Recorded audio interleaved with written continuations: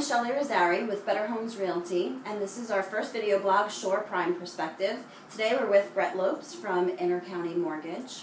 We're partnering up and discussing different properties and how you can actually obtain them with creative financing. Intercounty Mortgage is considered one of the best throughout Monmouth and Ocean County, and they have a lot of great programs, particularly for our first-time buyers.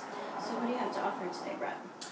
You know what I'd like to do is we certainly have a whole host of portfolio products that we put together for first-time home buyers, depending on everybody's particular situation. But one of the most important things I like to do with first-time home buyers really is point out the advantages of owning versus renting. Traditionally, everybody talks about the obvious advantages to having an investment, a long-term investment, but there are some important factors to owning today, which a lot of times will push people that are on the fence about whether to buy or rent over the fence and into the arena of buying, which you obviously should be. First of all, right now rates are historically low. They continue to be historically low. So financing itself is ridiculously cheap. But from a practical perspective, the first thing I do when I meet with a first-time home buyer is really to ask them what they feel their comfort zone is. And more times than not, it is usually within the realm of whatever they're renting for. So if someone's renting for $1,500 or $1,700 a month, that's their comfort zone as far as they're concerned with. And that's based on the budget that they work off of and they know, which is better than anything I could ever calculate. Sure. They're basing that number on their take-home pay from the job that they're working.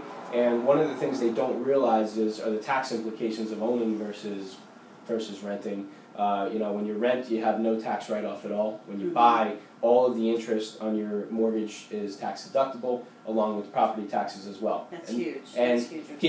some people know that, and they hear it, but they don't really realize what the implications of that are or how it translates out. So I like to give them rough examples. Take, for instance, on say a $300,000 mortgage with an interest rate in the high 3% range with taxes of around $7,000. The average person would see, if they had filed their tax returns the year before as a renter and didn't receive any return or received a small return, would see roughly between, with everything else being equal and depending on the rest of their filing, would see roughly a $8,000 to $10,000 refund that wasn't already there. Wow. As opposed to what they had before. A potential $8,000 to $10,000 tax refund from typical homeowner tax write-offs can become more income throughout the year. Which is nice. Obviously, the value proposition for the people is not to buy a house and then get a giant check 12 months later, but how do we use that money to make it more affordable today? I like to tell people who brag all the time about their refund checks that they're getting in April and May, that's not something to brag about. All you've done is given the federal government an interest-free loan on your own money. So you should always look to try and equalize the amount of money you pay out so that you don't owe anything, or as close to owing nothing or getting a refund as possible at the end of the year. So in this particular situation, when you're a prospect for a purchase and you're looking at something like this, the best thing to do is to take the prospective number, the $300,000 mortgage, $7,000 in taxes. You go back to your accountant who prepared your taxes the year before. You ask him to hypothetically plug in a 30-year mortgage of $300,000 at a 3 7/8 interest rate, let's say, with $7,000 in taxes. They'll give you an exact bottom line number of what your refund would have been.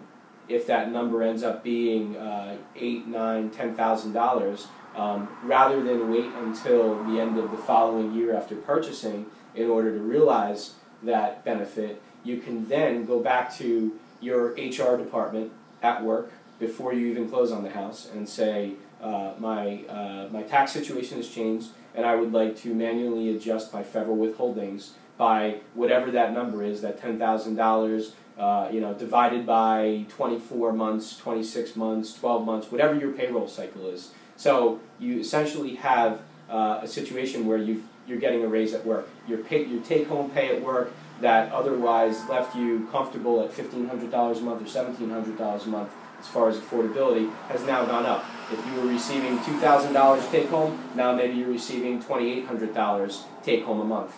So if we start the conversation off from the same place that we started with the consumer and say, what is your comfort zone based off your current take-home, and if I told you you were getting an $800 a month raise tomorrow, what would your comfort zone be? It's two different answers. That's amazing. And that's important to point out to people. That's a practical side of owning versus renting. That's wonderful. That's it's a great product that you offer. So if anybody's interested in finding out exactly what programs they qualify for and how much home they can afford, feel free to contact us, and we're happy to help you on your way to be a homeowner. Thank you so much, Brett. Thanks, Michele.